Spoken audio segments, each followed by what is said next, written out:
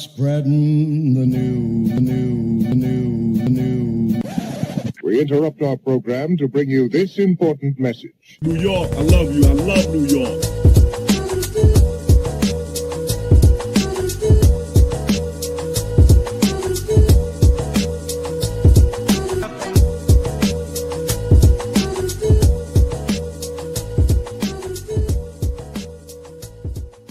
Rose trying to get open, fires away. Bang! It's over! The Bulls win at the buzzer! Iguodala to Curry, back to Iguodala, up for the layup. Oh, blocked by James. LeBron James with the rejection. Puts up the three. Won't go. Rebound Bosh. Back out to Allen. His three-pointer. Bang!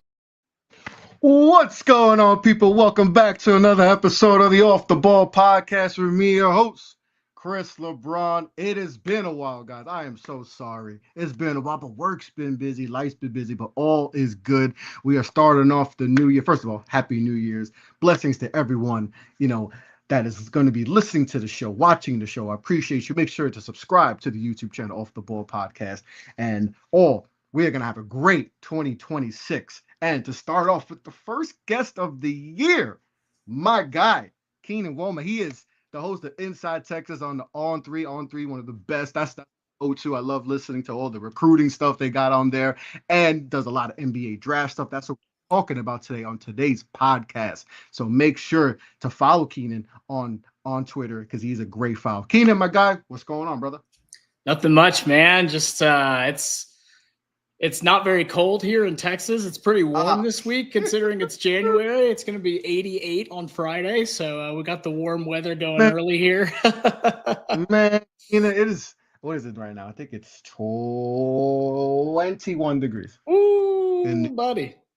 It's a breezy 21 degrees. Yeah, no kidding, man. That's chilly. But yeah, enjoy that. I have a few buddies in Texas, and they're enjoying it. But you're also a part-time comic too, man. I am. Yeah, I actually do a podcast with some New York comedians. So nice. I do comics. Yeah, there's a bunch of comics I know that live in New York. So pretty.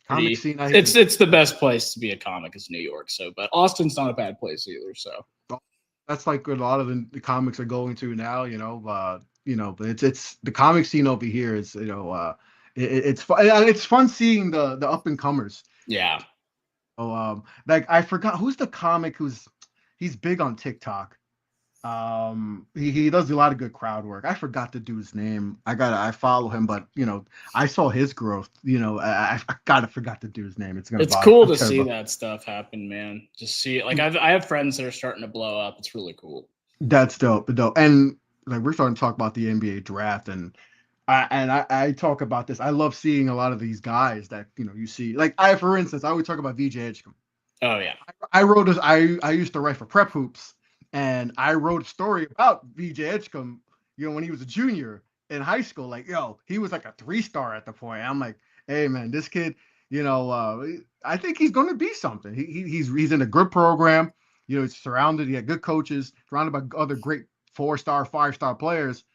I think Cayenne was there at the time before he transferred. I think he's going to be good. And then, he's out here killing my New York Knicks. Dude, what a baller he is, man. What a player he became real quick. Real good player. But we're going to discuss the 2026 draft. It's the first pod that I will be discussing this year's draft. So Keenan, you send me over your top 50 list. And first of all, how do you go about with your scouting? How do you go about, breaking down players? What is your philosophy when you're going down and breaking down guys? Are you watching, I know sometimes I'll watch a few guys, good games, their bad games, middle games, and try to get how do you go about that? Yeah, I think the main focus for me a lot of the time is I'll watch good games and bad games, but I try to watch what they do off the ball if they're not a point guard. So I like to watch what they're doing when they don't have the ball in their hands. Mm-hmm. And if a player's having a bad shooting night, example I always use Cam Boozer against Texas earlier in the season is when their shot's not falling, what are they doing to impact the game? So a guy like Cam Boozer, he starts off the Texas game 0 for 9 or something like that. Like it was rough. And he's impacting the game still. He's getting rebounds. He's still playing hard. He's defending. He's passing out of the post. So yeah, those are the kind of the main ways I like to watch. And then as far as ranking goes, it's really just all about how can they impact winning at the professional level.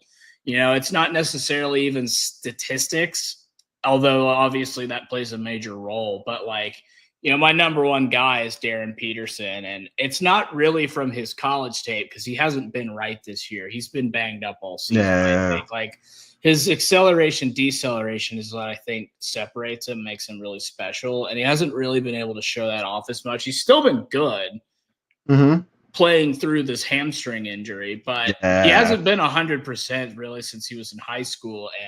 But I mean, just what I saw out of him in high school it's like generational type tape. And I know we throw that term around a lot, but as far as guard prospects go, I would say he's the best guard prospect I've seen since Anthony Edwards. And I think that's fair to say. Oh yeah. And like a lot of the projections, and I'm not big on player comps because I feel like that can kind of get you lost in like, you know, and raise like major expectations. But you hear a lot of Kobe Bryant, like he's a modern day Kobe Bryant. And oh, okay, so this guy's supposed to be like a generational level player, you know. And like I said, we haven't seen too much of him because he's dealing with the hamstring injury. And, you know, we don't know what's going to be going forward. You know, how much is he going to play? Well, we don't know if he might sit out, you know, because if he does sit out, he's still going 1, 2, 3, right? Yeah. So to worry about because you got to worry about your long-term future. But I know he is a competitor too. So I don't want to get it twisted too. Like he is a competitor also. Yeah. But I think we got to focus on the bigger picture here, which is, you know, eventually getting to the pros and going as high as possible. So he's but you know, a lot of the discourse is right. And everyone seems to have their pick of, you know, the pick of the litter, like whoever's their favorite, you know, whether you see people have Boozer number one, you see people have AJ DeBenza number one, you see people have, still have Darryn Peterson number one, despite some of the injuries and not playing a lot. But like, how do you feel about this top three? Do you think it's a generational top three, like most people are saying? Yeah, I think it is. And that's not to say like, I think if you look at all three together, it's like a generational top three. I think that's the way to phrase it. I'm not saying even individually that each of them would be like, other than Darryn Peterson, who I really think is special. I think all three of these guys are, but I'm trying to think of the last time we had a top three that was this hotly contested of who's going to go number one. That's not counting the 24 draft where we just didn't really know who was going to go number one. You know, Sachet, but you know, Klingon could have gone one, or Sarr could have gone one. He should have went number one. I've said I think so too. And a lot of Hawks fans are like, see, you were right. I was like, I told you, bro. He would have been perfect for them too. But hey, you know, so I think it's really interesting too. And what it does is it provides, and that's not even to say there's great players outside of that top three too. You know, I think it is a top three, but I mean, yeah, Caleb Wilson's really good, man. Is it a top four? I don't think it's quite a top four, but man, if you were to add another guy, it'd be Wilson. But I mean, I know Quaintance had like a -22 the other night, but I'm just so impressed with his defensive acumen, dude. He is unbelievable as a perimeter. I mean, as an interior defender. He's like, you remember how everybody talked about Colin Murray-Boyles last year about his defense and how it's just like game changing? I think Quaintance is better by a stretch, and that's really saying something because I thought Murray-Boyles was one of the better defenders I'd seen in college basketball in a long time, and I think Quaintance is better. But this whole class has been really fun to evaluate so far this year. I've had a lot of fun watching a lot of these guys. I think it's a really strong top 20. I think there's a bit of a drop off maybe after about 9 or 10, but even that next tier of guys, they're guys that can be impactful starters. I think there's like 20 of those guys in this draft, which is a lot. Yeah, and I'm glad you brought that up. Like, this is the fun draft to evaluate. last year was probably, there was, this Cooper Flag, obviously, and this Dylan Harper. Then after that, it was like, Yeah. it was really, you're nitpicking. But this one seems like it's fun. And there's a lot of guys like, there's probably 20 guys I really like. Yeah. There's a lot of guys I like more than guys I don't like. Yeah. Compared to the previous drafts I've looked into. And, but who are some other guys outside of that? I mean, we could probably put Kalen Wilson. He's probably 4 from most people right now. Yeah. He's a freaky athlete. So let's just say that's the 4, right? Yeah. Who are some guys outside of that 4 that you really, really like? Love me some Kingston Flemings, man. I think, I would like to toot my own horn here a little bit. And I talked to a lot of people on college staffs before the season started, and they were hyping up Kingston Flemings as this is the best freshman on Houston. Because most people, if you asked them at the beginning of the year, they'd say, "Oh, it's Sinak," like obviously, right? That was the guy, right? That's the 5-star. That's the guy everybody's talking about. But man, I talked to several people, guys who knew guys on the Houston staff. They're like, "This Kingston Flemings kid is for real. He's the real deal." So I had him in my lottery before the season started. He's making me look like a genius, which I'm not, but he's making me look like one. I mean, I've seen him as high as 4, Keenan. Yeah, no, yeah. 4. It might be the first point guard up the board. I could see that, man. I could see that. And that's, I still consider Darryn a shooting guard. So yeah, I mean, he has some point guard. He has some point guard to him, but I think he's best suited as an off-ball guard. Like a secondary playmaker, yeah. But he's like the way they use Devin Booker, kind of. You know what I mean? Like, exactly. Can play point guard, prefer him off the ball a little bit. Exactly. Big fan of his. I mean, I love this point guard class, man. This point guard class is badass. It is. Because Mikal Brown is a guy. He's been banged up a little bit lately, but he's awesome. LeBaron Filan at Alabama is a guy that, I'm a Mavericks guy. I'm from Dallas, grew up in Dallas. So I'm watching this draft like a hawk, as in I hope the Mavericks get a top 10 pick so they can take any of these point guards that are truly, like, I wouldn't say necessarily franchise cornerstone, as in they can be the best player on a championship team, but guys who can start on a championship team. Kingston Flemings is a guy who could start, and you could see him in the NBA Finals playing minutes. You know what I mean? You could see him playing a major role on a very good team. You could see LeBaron Filan doing that. I think Darius Akuff is a guy that could play major minutes. Man, what he's done against ranked competition, he is so strong, dude. Yes, he's strong as hell. And Rashad Phillips, I believe, trained him like from the time he was in like 6th, 7th grade. So shouts out RP3 on that. That was really impressive. But I love Akuff. I love Bennett Sturts, man. I think Sturts is a really, really good pro in the future. Shoot that thing. He's as a pick and roll operator, he's fantastic, man. This is such a good point guard class. And now you throw in even guys like Tyler Tanner at Vanderbilt, Christian Anderson at Texas Tech. This is a badass point guard class. You know what I mean? It's stacked. It is stacked. And you mentioned Darius Akuff. And who were they playing recently? Tennessee was where he went Tennessee. off. Dude was just, he looked like an NBA, like, franchise level guard. Yeah. And a lot of people were kind of worried about, like, maybe his athleticism and stuff, but I don't care. Yeah. He's strong. He can shoot it. He's efficient at all 3 levels. Very efficient. And like I said, he has the NBA body, so he can withstand. And like, you don't need you to be crazy athletic. You don't need to be Russell Westbrook or Derrick Rose. Yeah. Little bit. He's not like he's, he's not a bad athlete, but he is strong. He can shoot. The form is there. What he can do off ball, no pun intended. Like I loved. When I watched, I was like, this is why, like you said, Rashad Phillips. Shout out to Yoda. He was hyping him up, and like I believe I was there with him. But when you see it, and you're like, okay, oh no, he's that dude. This is why he should be, in that top 10 range. I see people, and I feel like everybody dropped their boards in the last like few days, and I feel like I saw all through my timeline, and I saw some boards that didn't have him like in the top 25. Yeah, that's crazy to me. And I'm like, talented. Everyone has their, everyone's allowed to have, but there's just sometimes you're like, not in the top 25. Yeah. Yeah, that's how I felt about him, dude. He's just it's cliche. It's not any kind of groundbreaking analysis, but the guy just wins too, man. He's just like contributes to winning basketball on the offensive end of the floor. And I understand the bias against smaller guards. Like, it's a thing, right? Like, he will probably get attacked on switches on defensively in the league when he's playing against, the Cade Cunninghams of the world who are 6'7" point guards or whatever. These jumbo creators that are taking over the league, right? But you can't tell me a guy with that kind of scoring acumen, that handle, that strength cannot find a prominent role on an NBA team. You just can't tell me that. I just think he's way too good. Maxey. They said the same thing about Maxey. Maxey went, in the 20s, I think? Yeah, 21, I think. Maxey's doing pretty well for an undersized guy. Oh, yeah, man.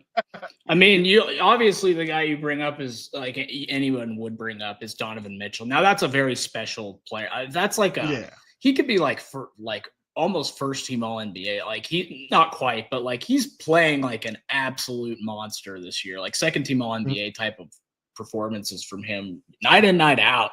I think he's by far the most important player on that Cavaliers team. But he was first team all NBA last year. And then crazy people, and I'm a Knicks fan, and everybody was like, "Oh, it should have been Brunson." I was like, "Listen, I'm gonna take my Knicks hat off and put my NBA hat on. If you just ask me as a hoop fan, I'm giving Donovan Mitchell that first team spot over Brunson. I just think his impact on winning. He's always won. I know people equate that to championships, but ever since in the playoffs every year he's on the league. Louisville, he was great. Louisville, he was good. Listen, Rick Pitino said he's been in New York, but that's a whole nother story, Keenan. We could talk about the misses the Knicks had. But hey, you're in a pretty good spot now. We are, and we're strong. We go 4 in a row right now, but but I mean, as a whole, it's looking it's pretty solid. Whenever I see like Knicks fans go off the cliff, and like right now they're going because we lost 4 in a row, and we just lost by 31. So it's be a little bit of upset, but I always think back. I was like, 2019, we lost 67 games. Yeah. It was not too long ago. It was really bad. So I try to, not all right, let's not jump off the cliff. Every team goes to this. Totally. Every champion. OKC is a little bit of a funk right now. Yeah, they've lost 7. Lost to Charlotte. They got destroyed by Charlotte. They got destroyed. Unserious basketball team, and maybe in the NBA in the Hornets. Yeah. So I'm not going to jump off the cliff, but yeah, like you said, undersized guards. I've done undersized Brunson. Another one. He's not athletic at all. But he figures out at all levels how he plays off the ball. Everything he does is just his mechanics, his footwork, the stuff he does in the mid-range game. Yes, does he have trouble when he gets the bigger players like the Cade Cunninghams, and those type of guys? Yeah, he has trouble, but I mean, he's still playing all NBA level basketball, so but like you said, these guards, I mean, there's even guys who can go like in the second round potentially.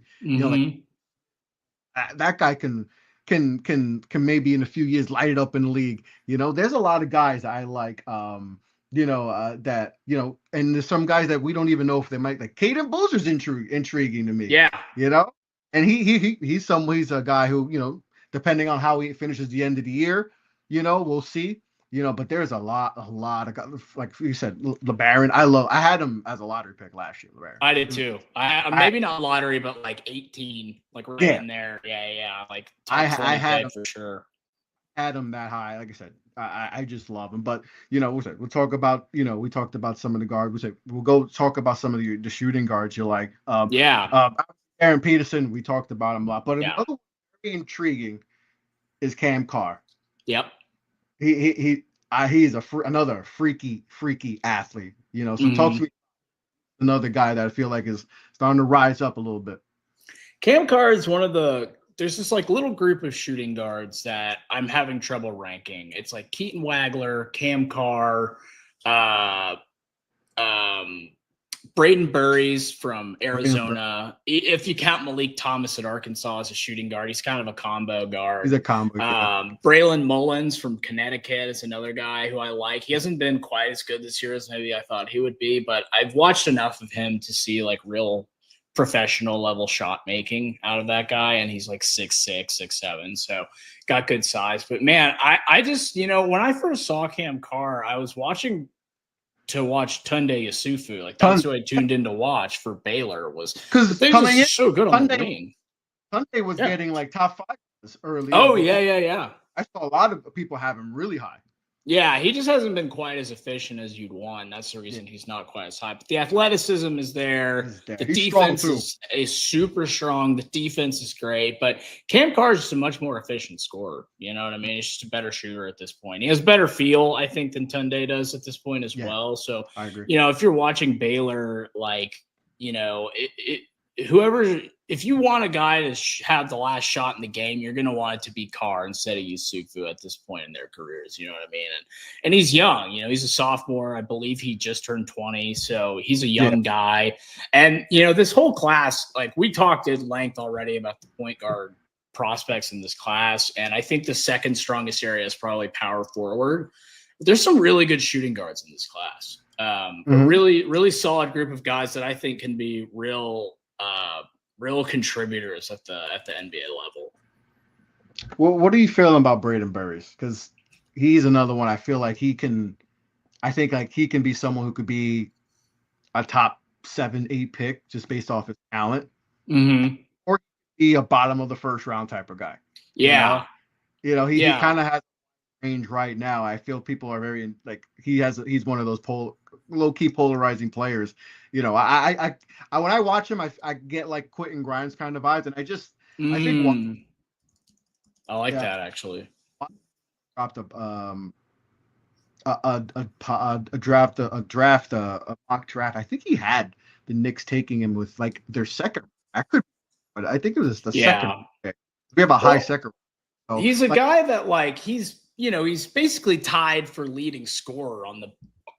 Arguably the best team in the country. They're ranked number 1. I think most people would probably put Michigan as the best team right now. But Arizona's at the very least a top 3 team so far from resume. And if I'll toot my own horn again, my preseason pick to win the national championship was Arizona. So I think Murray's in the Final Four. Yeah. On the Final Four. That was my bold prediction. I had a bold prediction. I said Arizona's going to Final Four. Yeah, my big miss already in the Final Four is I thought Kentucky was going to be a lot better than they are. They're not.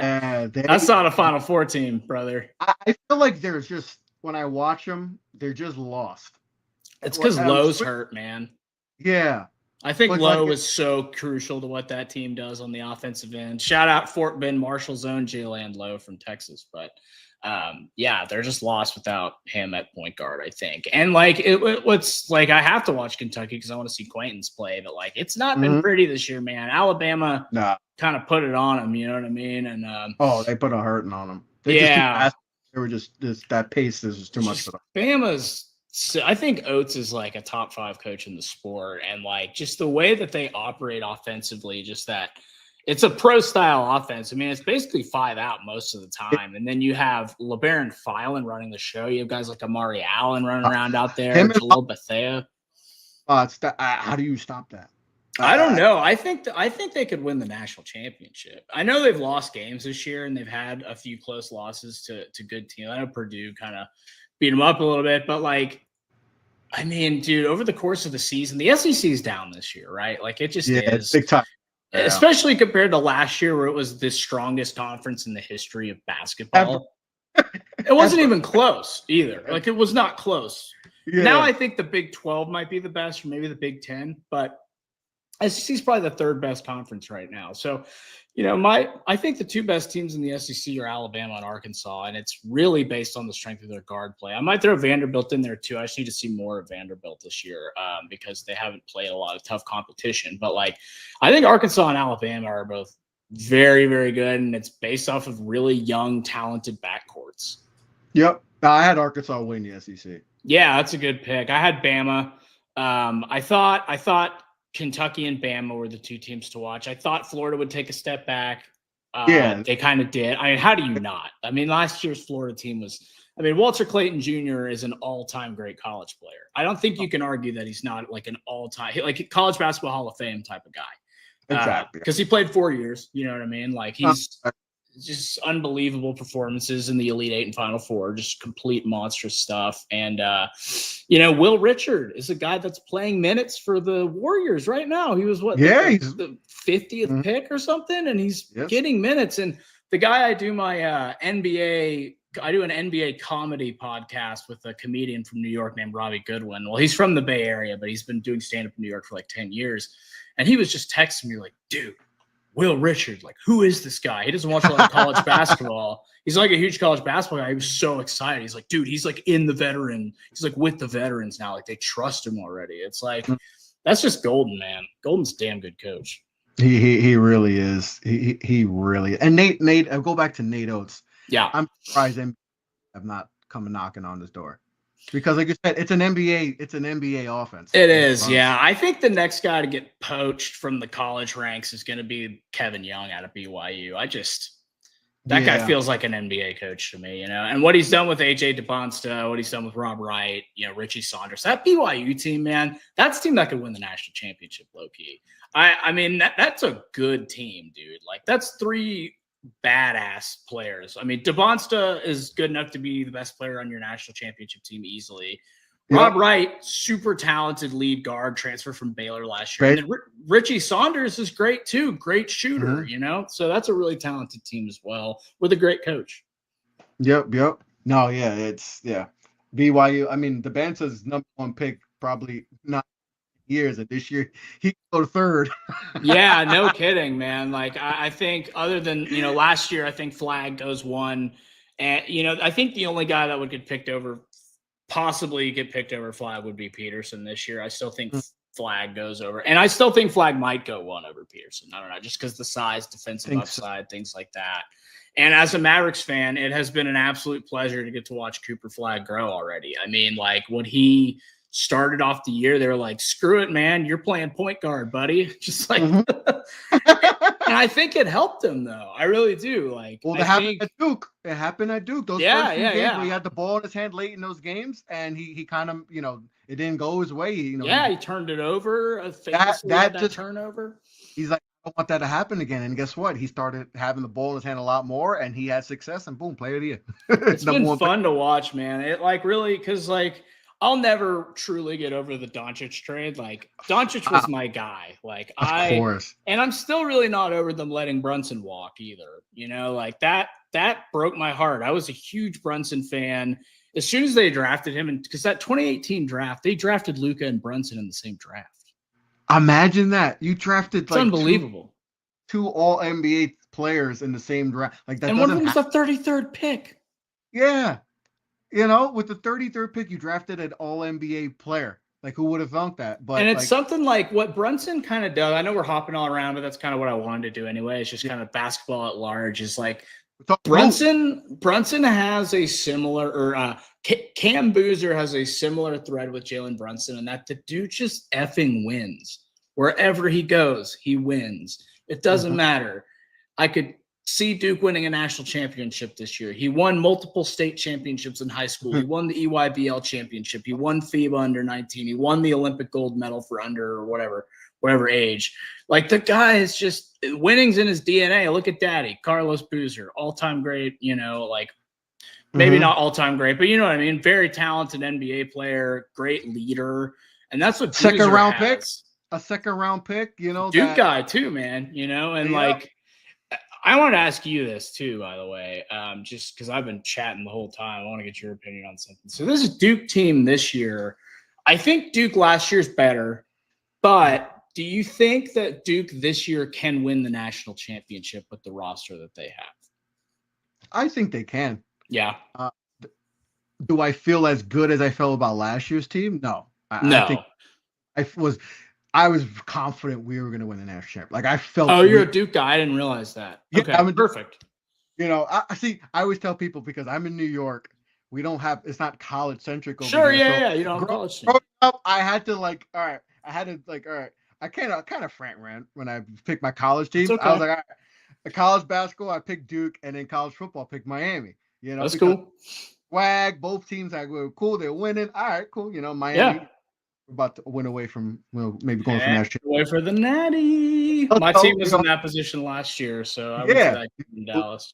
It's been a minute, and I have a lot of Ohio State Buckeye fan friends, so Yeah, we sure. kind of sweet beating them. But I last year's team, I don't know, like the way we lost. Oh yeah, brutal. Sickening the way we lost. Totally. And having point guard play, and that's kind of my worry. The only worry I have this year, like I think we can. I think Boozer, I think Evans can still get hot. Sar is coming along. And Bonga's Gungba. in the middle, and Yeah. fouls in the first 5 minutes in this game versus Louisville. But I still trust him. But the point guard play is going to be the key. Point guard play is going to be crucial, and it kind of hurt us against Houston. Why we blew a 12-point lead with just left in the game, and I just think not having trust in the point guards. But Foster was a liability last year. This year he's playing a lot better. He is playing way better than last year. There's more comfort. He's more confident in his shot, more confident making the right pass. But I still have some worry if he's not all there. Because Cooper Flag, we can rely on Cooper Flag to sure, and Khan. And Khan's, we don't exactly have that guy like that. No, not that guy. He's kind of more of a he can play a little bit, but that's when we need the ball in the hand of someone crucial time, to make the right pass. It's going to be a lot for. That's why we need we kind of need young Caden, the point guard Boozer to fix. So he's going to be crucial. Let's see how he gets more comfortable, down the stretch. I expect that. So, but I still think this is a national championship. We're definitely in that top 5 favorites to win a national championship. Well, I'm not as confident as it was with last year's team. I thought we kind of had a lot, but the point guard play kind of, I had a feeling maybe that would hurt us at the end. Yeah. Towards time, I felt like it hurt us, but I still feel confident. Cam Boozer is going to be, he's going to be in the contention for National Player of the Year. I feel like we're going to be in the hunt, but hopefully the point guard play does good. That's why next year class we got one of the top point guards in the country. Yeah, Darryn Rippey. I wanted him in Austin, man. But you guys got him. Yeah. So, but yeah, I feel good about this team. So let me wrap it around to you there.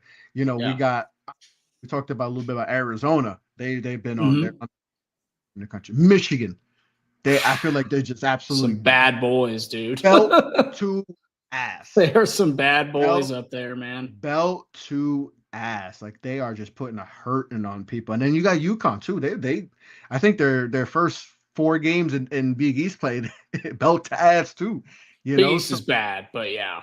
They're bad. I mean, it's crazy. Like their downfall last. They're so bad this year. St. John's. That's my biggest myth. That's whiff. I thought St. John's would be at least a Elite 8 team, and then they're having some trouble right now. The guard play is a little off. Yeah. So they. I think they'll figure it out because the Big East isn't what it is. They haven't. They're not even ranked right now. So but I mean they've played they had an insane run of games in the pre-conference slate. I mean, ridiculous games they had to play. I think they'll bounce. I think they'll bounce back. I think so too. They'll probably be like a 6 seed or something because I feel like they're going to have a lot of success in the Big East this year. I feel like they'll be able to because there's so many bad teams in the Big East. Like they're just going to get some wins by default. You have your like DePaul. You have like Butler isn't the same Butler. Are they better? Yeah, they improved a lot. How's Seton Hall? They've been all right this year. Yeah. There's just not a lot of top end talent, I guess. Yeah, it's not like in the Big East. It's not like in the past like it was with the Big East, but top 3 teams I mentioned with Arizona, with Michigan, UConn. Do you think those those are the favorites right now to be to win the national championship? I think Michigan right now is they look really good, like really.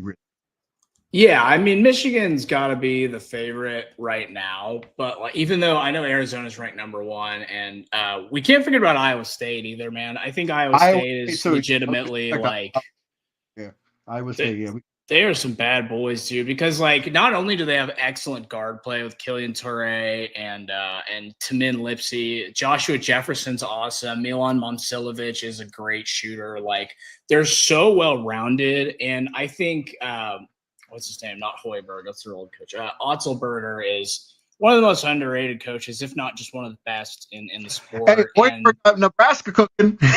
Nebraska's good, dude. Nebraska's very legit. That's a top 15 team right now. Now, who knows if they'll finish that way because they still have to play Michigan and teams like that. But, man, with Iowa State, too, the thing that is underrated about them is they're going to be battle tested by the time tournament time comes, you know? They're going to have to play Houston. They're going to have to play BYU. They're going to have to play Baylor. They're going to have to play Texas Tech. Like, the Big 12 is a loaded conference. Even the lower end teams, or not lower end, but the teams that aren't quite as good. Kansas still has Darryn Peterson, right? Kansas State has PJ Haggerty. Like, these are even the middle of the pack teams in the Big 12 are pretty talented. So, like, you don't really get an off night in the Big 12, and I think that preps you really well for tournament time. That's why I think Houston was able to do what they did against Duke last year and come back because they were bad. So, you know what's funny though about your Duke team this year? I think they're actually built better to beat Houston because the way you beat Houston the size, is it's not the size for sure, but I think the strategically, like X's and O's wise, the way you beat Houston is you have to have a guy that can pass out of the post because what Houston does is they trap every post touch and they trap every ball screen. So if you have a guy like Boozer, when they trap him, when Sinak and Tugler trap him, he kicks out to an open shooter, bang. You know, you have Isaiah Evans out there to hit the three. Like, I just feel like this Duke team, like, Kaman Malawach is a better prospect from a defensive but he got aspect. bullied. He got bullied, and he's not the passer that Cam Boozer is. He's just not, you know. Well, even in Bamba, like, he can pass. That's one of the things that people like about. He's a good pass. Yeah. I like him a lot. He's a guy got very top 15. Good. Yeah, I like him a lot. I think he's in that. I have him in that range also. Like, he's someone that can pass out of the post, and that's what hurt us last year. Where Malawach, he just wasn't that guy, and then he got pushed around. You're not going to really do it with Gbagba. He can hold his own. He has good footwork, and he can pass. He can see the open. So, like you said, our bigs. I think I never think about it, but I think if we were to have that rematch, and oh God, I still can't. It bothers me that we lost that game. But no, I get it, dude. That will that's something we have the edge now. That we didn't have last year. No, that's something I didn't think about. But yeah, no, you're right about that. 100%. And then the other team that people aren't talking about because they have that one horrific loss to Michigan is Gonzaga. Gonzaga is very legit, man. Graham Ike and Mario Saint-Superi, and I mean that's a good team. Few is just gonna do what Few does. He just wins. All he does is win. He's like DJ Khaled. That dude is just winning constantly, and they're not going to play a lot of great teams. They play teams like Santa Clara, San Francisco, who does have Tyrone Riley, who I like, but that's not a tough conference. But they're not going to be banged up by the end of the year. They're not going to be physically beaten like a team playing in the Big 12 or Big 10 is going to be. You know what I mean? So 100%. I'm just kind of looking through the top few teams here and the teams that I like. Are you buying Vandy? Are you buying Vandy? I mean, they haven't played anyone really, but yeah, they haven't played anybody. I love their point guard play. Their point guard play. I think Tyler Tanner, for being a 6 foot tall guard, he's about as impactful as you can be. He had 14 assists on Saturday against South Carolina. He had 19 points and 14 assists. So he shoots the 3 ball really well too. He's a great shooter, great athlete, like very athletic, can explode. He can explode through defenders despite weighing like $180 or something. He's not a big guy.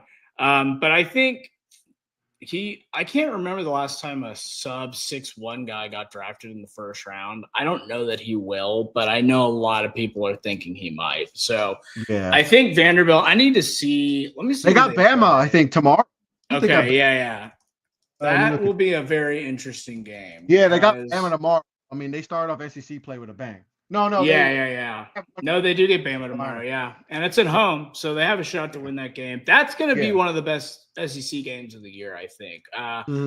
I'd take Alabama. I think Alabama's a better team. I think not even so much a better team. I think they're more talented, just from a straight up, NBA talent level. I mean, I'm just a huge believer in Philon. I think Philon is a dude that, by the way, fun fact, he was Trey Johnson's backcourt mate at Link Academy, and they won the EYBL national championship because you had Philon passing off to Trey Johnson. Not really fair, if you ask me. But I think Amari Allen for Alabama is another guy that could be a first-round pick. He's like a big – London Jameson's a guy that could sneak into the first round. Like, Alabama is just – Nate Oates has a way of taking these, like, kind of combo forwards and just turning them into weapons, dude, because they play that five-out system where all of them can shoot. Bethea's great. Latrell Wrightsel's great. Like, they have dudes. Like, I know they've lost a few games this year, but, like, I would not be surprised at all to see Alabama in the Final Four. No, I wouldn't be surprised too. They just have, Nate Oates knows what he's doing. That's an offense. If you're a guard and you're coming, you're a top ranked guard, Alabama got to be on top. Totally, man. I mean, Trey Johnson, that was his second choice. Well, it was Baylor technically, but he was really looking at Alabama. That was definitely one of the places he wanted to play. You know what? I wasn't on the docket to talk about, but you brought up Baylor and James Nnaji situation. I haven't got to really talk to many people about it, but what's your thoughts on that situation? Like, Nnaji was a draft pick a few years back, second round pick. I don't think he's technically played in an NBA game, but he's played in summer. I just saw him. He was with the Knicks Summer League. Just this year he got traded. He was a part of the Towns trade, a couple years back, and now he's playing for Baylor and was automatically eligible to play. Like he first game, I think he was like 5-5. I'm not sure. It was around, pretty productive minutes for him in his first college game. But he's someone he played overseas. What's your thoughts on that? Because that's I mean, listen, we know the world of college sports, right? It is absolutely insane. I mean, the fact that there's teams that are playing for an opportunity to go to the national championship and got to worry about the transfer portal, and coaches leaving or staying, and players on their team going to the portal trying to recruit your next quarterback or their next this. Oh yeah, it's a nightmare. It's insane in college football, but to see this in college basketball with guys, we've kind of seen with overseas players playing, but we haven't really seen with like guys who were drafted on NBA teams do this. So like, what was your thoughts on that? Because I think that's wild that we allow that, and I think he has 4 years of eligibility. So. I hate it. I think it's really bad for the sport. I think it's really puts high school seniors at a huge disadvantage. And another thing that I think too is I'm fine with guys coming from an overseas pro team who have played a year overseas.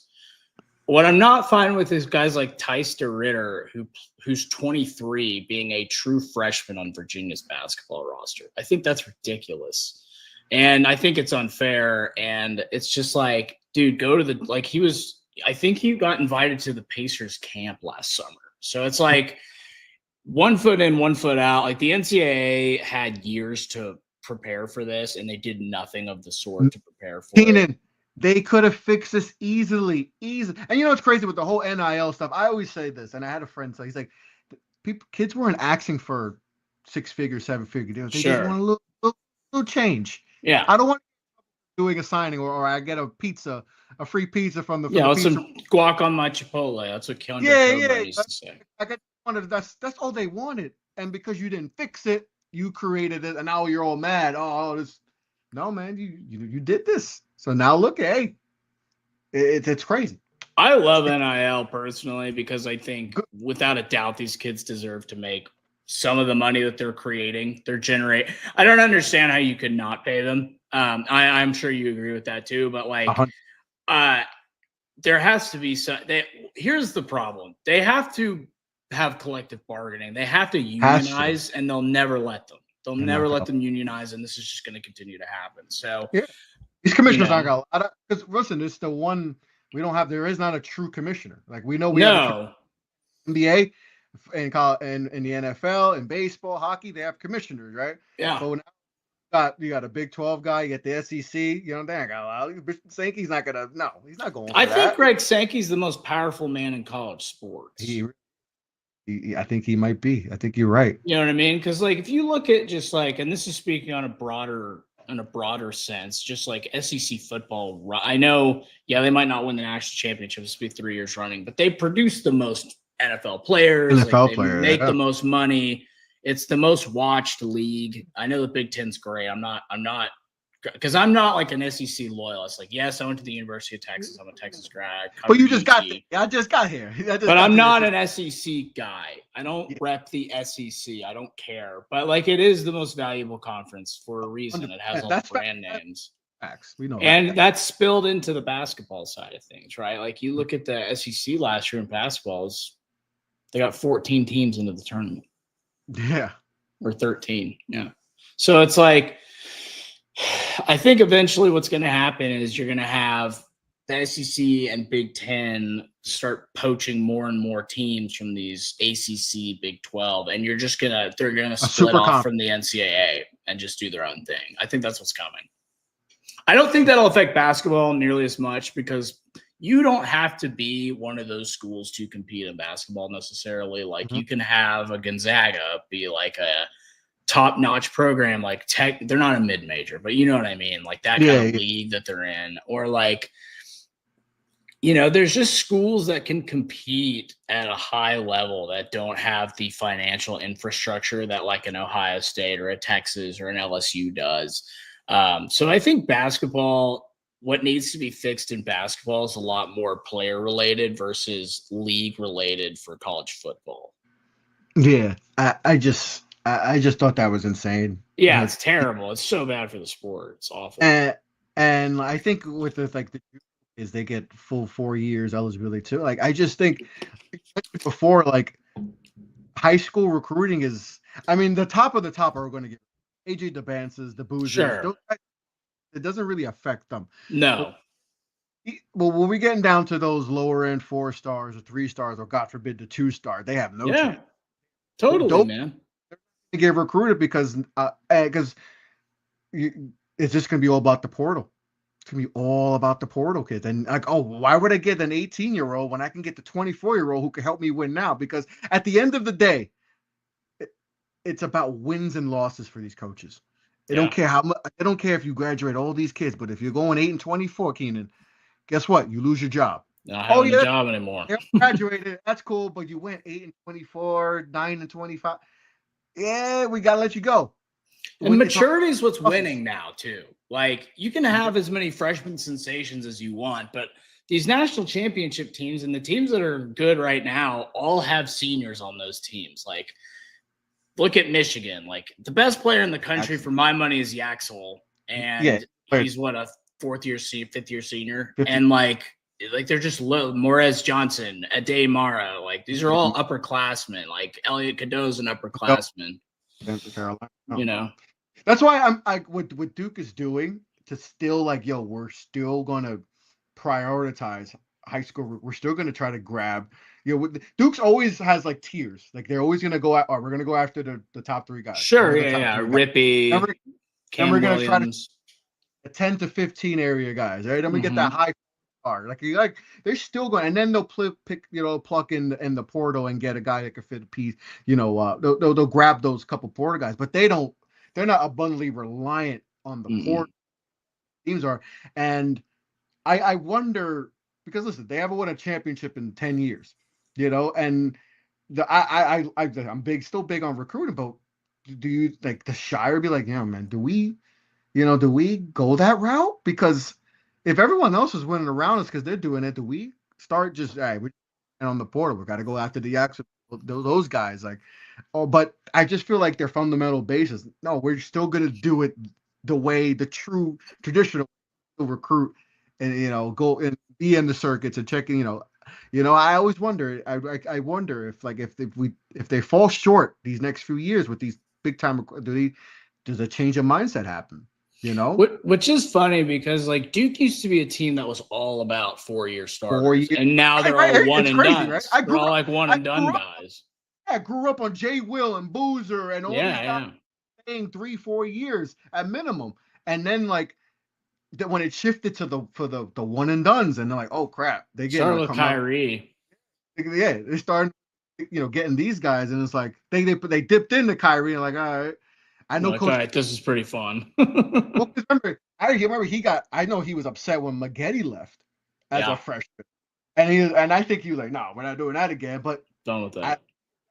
All right, if I want to stay with the times, I gotta adapt to getting and he went with it, and I mean, we won a national championship in 2015 with a bunch of freshmen. Yeah, that way can only Kentucky did it. They known for that too. Coach Cal's known for that.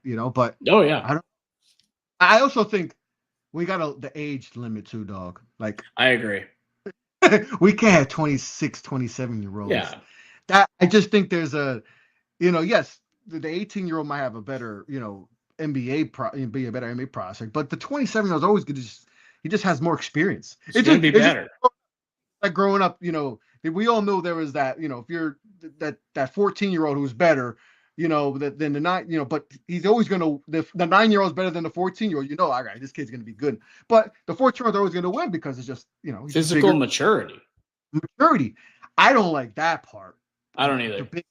26, 25, at some point, there's got to be like, all right, man, you can't keep applying for all these waivers. I get you got hurt, but come on now, though. It's time. Yeah. That to me is some of these teams that got a bunch of 25, 26-year-olds. It's like, what are we doing here? Like, nah, you passed college, dog. I think they need to count those years in the pros in Europe as years of college. So, like, if you play 4 years overseas, Tyster Ritter, I think, was in his 4th season with I think he was playing in the Bundesliga. So he's 23 when he comes over. I think he's considered a freshman or sophomore. He's a freshman, so that means he could play till he's 27. That's just like not fair. It's ridiculous. You know what I mean? So and he cooked Texas. I was at that game. I covered that game in person. It just wasn't even, nobody could hang with him. He was just too good. And he's 23 years old. It's just ridiculous. 20 freshman, and think about all the experience he has playing overseas, playing pros. Against professional athletes. Playing against pros, and that advantage he has. Now listen, it's legal. So totally. Like I know we're going with Coach Drew about it, but it's in, and like I said, these coaches, there's a lot of pressure to win. Yeah. Oh, yeah. I'm not blaming the coaches one bit for doing that. The coach. Like, no, Ryan Odom's doing a great job. Virginia looks like a very good team for a first-year head coach. Like he's killing it. But like, at a certain point, when does fairness become the object and not, we're letting everything fly? It's a free-for-all. Yeah, and I don't know listen. I love college sports, man. I really Me do. too. I love college sports, especially that my Hurricanes are back. Because there was some years I was down. I was feeling down. I get it. My Longhorns were terrible when I was in college. Terrible. And I used to, not to get off, but like I said, we chopping it up, bro. Talk. But Miami fan. There's some bad years, man. You know how it is. Yeah, hell yeah, dude. We won the fewest amount of games won over 4 years in Texas football history were the 4 years I was in college. Crazy. It's crazy, right? Now we're going to now we have Arch Manning. It's such a weird turnaround, but yeah, and we're bad at basketball too. But yeah, and like we haven't won the ACC championship still, and we've been in the conference for like 20 some years. We still haven't been represented. We didn't go this year. Oh yeah, this year. But I mean, here's the thing now is like conference doesn't matter. No. All that matters is the playoff. Like Texas lost the SEC championship last year to Georgia, and they made it further than Georgia in the playoff. And I was like, yeah, I could not have cared less about the result of that Georgia game when we're playing Ohio State for a chance to go to the Natty. It just doesn't matter. And in college basketball, it's more important because you can get yourself into the tournament with a good enough performance in the that could boost your resume tournament. Yeah. But like in college football, there's no reason for a conference championship. There's none. It doesn't make any sense. No. I mean, the way the ACC did it, the reason Duke got in over us was the percentage, the percentage of the team. Yeah, it's like who has prettier colors. Okay. There's just no reason for. If you're the ACC commissioner, you're like, okay, I don't care about the percentages. We need Miami in the ACC championship game, guys. Who's 10-2 versus 7-5 Duke? That's the best team we have in our conference that gives us the best chance to represent our conference. Yeah. In the ACC championship game. If they lose, whatever, that's on them. But we need them in there to get at least and they fumbled that big time. And they're with lucky. Clemson just falling apart too. Like that's who I thought was going to win the Natty. Florida State, they beat Bama. I didn't believe in Florida State, but man, I was big on Clemson. I thought that was the best team in the country coming into the year, and they were awful. Decent against LSU, who another team we thought maybe. I thought LSU was going to be great too. And that's a whole nother thing too, But can I give a little love to a couple players real quick? Yes, on my draft board that I really like. All right. I was about to say, that was literally my next question. I was going to ask you was like, who are some guys we need to know about that maybe not getting talked about? Dalen Swain. I'm biased, of course. I've watched Dalen in person a few times, as I cover the University of Texas for On3. So I'm at some of the games at the Moody Center in the media section, so I get a pretty good view. But man, what he's displayed as far as he's gotten so much better since the beginning of the year too, and like he's learning to be more of a team player. He's also a good slasher. His handle isn't amazing yet, but it's gotten better since the start of the year.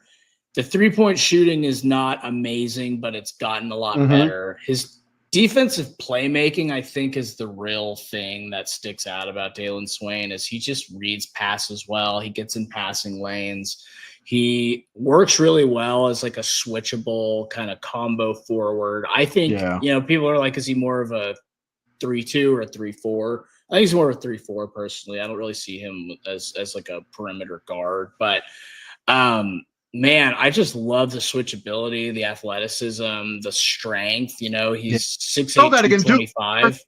That first game versus us, we showed it. Yeah. So he's their best player for sure. Yeah. And I think he's a top 20 pick, which I didn't think coming into the year. I had him probably had him 35th on my board coming into the year. But man, in watching him in person, watching every Texas game this year and talking to other people, he's really starting to climb boards.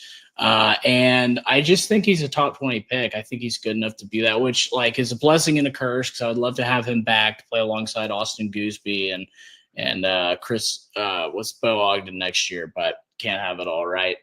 Another guy, I mean, we already talked about Pat Gongba, who I like a lot. I think he's a very talented 5 prospect. But, man, here's a guy that nobody's really talking about that I think is badass is Juke Harris. Juke Harris, Wake Forest. He's putting up like 20 points a game right now as a sophomore, 6'7" shooting guard, wing kind of combo.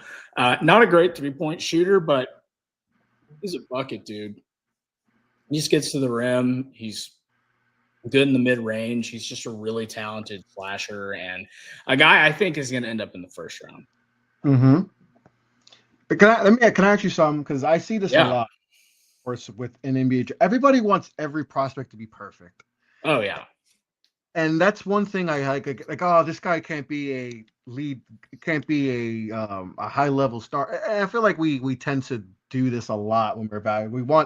We're trying to look for everyone to be an all-star level player. And we kind of try to and say, oh, are they an all-star? Can they be this? It's like, well, we got to slot everyone. Like everyone's going to be. Yeah, you're going to be a role player. You can be a great prospect and be a role player. Like if that happens. And that's fine. And I wish more people would look at it that way with certain guys. Like, yeah, I think he could be a really good 6-man, or I think he could be a really good starter. Maybe not. Like, I feel like every time people evaluating prospects, especially on Twitter, it's like, oh, he's not gonna be an all-star, so I wouldn't take. Yeah, who cares? It's like, dude, you need guys that aren't all-stars to win championships. But if you're taking guys in the back end of the lottery, like if you get the lottery projection, like, oh, this guy's a lottery pick, you go automatically, oh, he's got to be an all-star. But it's that case too. It's like, no, rare. He could be a high-level starter. Like, that's fine. I just think a lot of the discourse with pride is everything has got to be even with the top guys. How much we see the nitpicking with Boozer. He gets nitpicked so much. He doesn't have the top. He doesn't have that athleticism. And like you mentioned, he wins basketball games every time he steps on the court. Impact's winning, man. When the shots, like the Texas game. And then a lot of people were like, oh, he's 0 for this. I was like, yo, but he's rebounding the ball. He's passing. He's still playing deep. He's playing his ass off without scoring. Like, he's doing that to me. Like, and you mentioned, I'm so glad you brought that up with him because people forget about that. They just look at the stat sheet. They're like, oh, he's Oh, he's a bum. They'll call him a bum after one game. Keenan. Yeah, that was ridiculous. People dropped him out of their top 3 after that game, and I was like, not good, blah, blah, blah, blah. And I was like, no. So he's playing against a big front too, man. Texas got some big dudes. Exactly. So like, come on, watch. And then guess what? He got comfortable. Remember, he's still a kid. He's 19. Still a kid. We have to put perspective to it. And that's another thing. We forget these are a lot of these guys are teenagers.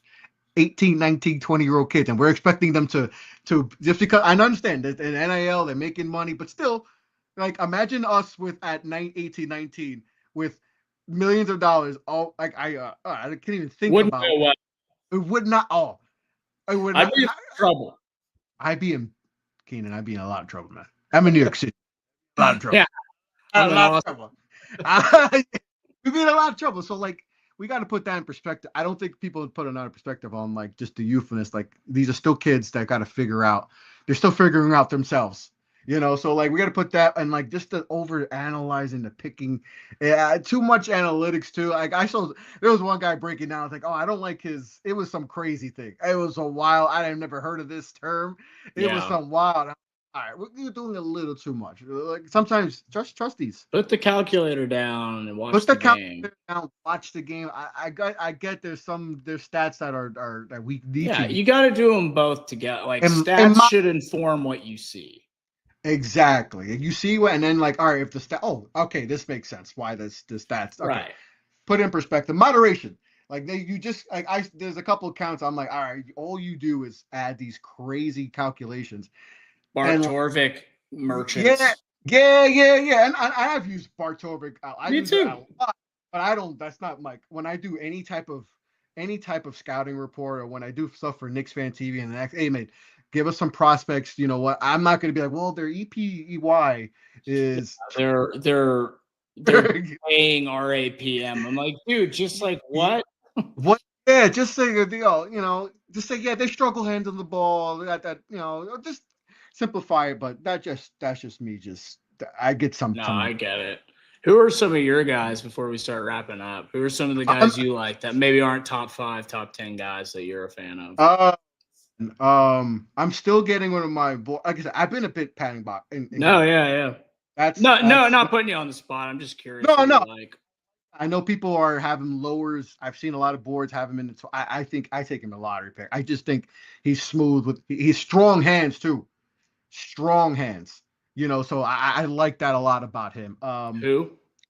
And Bagua. Yeah. No, I have him a lottery guy too, or like right up in the lottery. Guy I like. I was trying to think of some other guys. Who's the name? Oh, God damn. I got to look it up quick. You're good. I can go with a couple more guys I like while you think. I still like Miles Bird. I like Miles Bird. Yeah, I like his teammate Gloff too. I think they're both second rounders. He might get first because his he could, yeah. And people were just, trying to find shot blockers. Like Bird's young too. Bird's young. Gloff is young. They're both 20, I think, maybe 21. But for a class that's considered weak at the 5 spot, there are a few gems. I think Gungba's good. I think Quaintance is really gonna be. I like Vassar from Vassar from North Carolina is good. He could shoot, and I'm probably gonna do some Knicks prospect profiles, and that's a guy. That I have in my notes that I'm going to, be like, hey, this is a guy, the Knicks, if he's in that late 20s range, because I saw a few mocks, Wasserman and a few other guys have him in that Knicks range. Yeah. Late pick. I feel like Toppin is a guy you guys might take. JT Toppin from Tech. And then if you stay in city, Zuby Ejiofor, that's a guy I could see playing for the Knicks too. You just need another center. We need because with Mitchell Robinson, we don't know what's going to happen with him because he's a free agent. Right. You gotta get another big. Like I've still heard that Isaiah Hartenstein had to. We couldn't re-sign him. That still hurts me because he's such a perfect. So, but yeah, we got big in there. There's a couple. I'm gonna have more guys. I'm definitely gonna. Dive more deeper into the, now that I have more time, Gonna dive deeper into it, and can they keep going and trying to find some gems? Because that's my favorite part of, It's so fun, dude. Top three. Oh, I knew this guy, Anthony Edwards, was gonna be. Well, you and everybody thought he was gonna be good. Right. It's fun to find the second rounders that end up being impactful. That's what's fun about it. Guys are fun. Yeah, 100%. Speaking of another guy I like, real quick before we wrap, he's playing right now against your Duke Blue Devils. I really like Ryan Conwell. He was a teammate of Dalen Swain's at Xavier last year under Sean Miller, and Texas wanted him bad, but they didn't have the bag to grab him. Unfortunately, he cost like $2 million. But I like Conwell a lot. I think he's a really good NBA starter, I think. He's a shooting guard. Got a little Jordan Clarkson to him, maybe. Jordan Clarkson, yeah. I can see a little bit of that to him. I like just how Duke, they were down 10 early in this game. Not to go off a little bit, but and Louisville, when Louisville's rocking, that arena is rocking, and that offense is good, man. And I'm watching. I'm like, this might be the game where we might get it might be belt to add. They might take it to us. The fact that Duke calmed down and got back into playing their game, and they're up by 9 with 5 minutes left. That's Shire, man. That's Shire. He doesn't let them get rattled. That's what I love about Shire. He's not doesn't have the same style of Coach K, but he's just for some reason he knows how to get into these players and figure out. Coach K figured that out. It was a different style. It's motivation. He's still motivating and still getting them to play, calm down. Hey, it's all right. We're good. We're gonna be, and they're doing well right now. That's what all the great coaches have in common across all sports is like, if you look at Saban, like Saban was obviously great at X's and O's defensively, but like he's a master motivator. And I think that that's what a lot of these guys have in common as far as like being elite coaches across different sports. That's it, man. You don't got to, there's always different styles on how to, whether you want to be a loud coach or you want to be, Shire doesn't really yell, or at least on camera, he doesn't yell. You don't see it, but still, you still gotta, you gotta let these players trust you, because once they lose the trust and they don't respect you, it's gone. So you gotta, like I said, the best coaches, they get that respect from their players, and that's why they have the success they have. Izzo's and Drew and all these guys who have had success, they get the respect from. Yeah, man, for sure. But Keen, my man, fun show, man. I'm happy to kick off the 2026 first pod of the year of the Off the Ball podcast. Happy to have you on the show, brother. This was a ton of fun, dude. We'll do it again soon. And man, I always love chatting with you. You're a very interesting guy, basketball aside. I love chatting with you anyway. So I appreciate you, man. And looking forward to the rest of this basketball season. Conference plays started, and it's the best time of the year. For sure, bro. Yeah, always appreciate chatting with you, brother. Like I said, I had to get you on. Well, you're definitely going to be back as we get more into the college basketball season. We get closer to draft season. I'll be doing a lot of mock draft shows. Yeah, I'll definitely have you a part of those. But before we sign off, Keenan, tell the people where they can find you, and I know your great work. Yeah, man. At Keenan Womack on Twitter, X, whatever you want to call it. I work for Inside Texas of On3. I cover the Longhorns, and then I'm post draft boards like every couple weeks. I used to write for Sports Illustrated NBA Draft, but I just kind of don't have a lot of time to be on multiple beats. So my writing, it's a lot of work, man, especially with doing stand up and everything else I do. So man, find my work at Inside Texas of On3 and subscribe to On3, and you can find all my stuff there. For sure, bro. Like I said, man, always a good conversation. Make sure to follow me at Off the Ball Pod on all your social media platforms, on X, on Instagram. Make sure to follow, subscribe, like the Off the Ball Podcast YouTube channel. We're trying to get to, I think, 700 followers.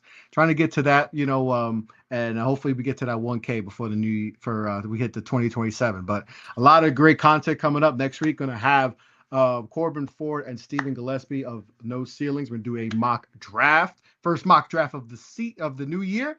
So that's going to be a good one. So make sure to check that out next week. But make sure, Keenan, if you're ever in New York, you're doing stand-up, let me know, bro, because I will be there.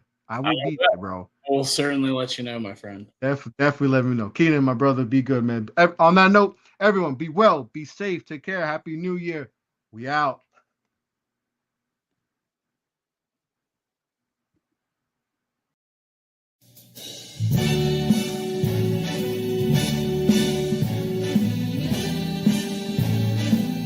Start spreading the news. We interrupt our program to bring you this important message. New York, I love you. I love New York.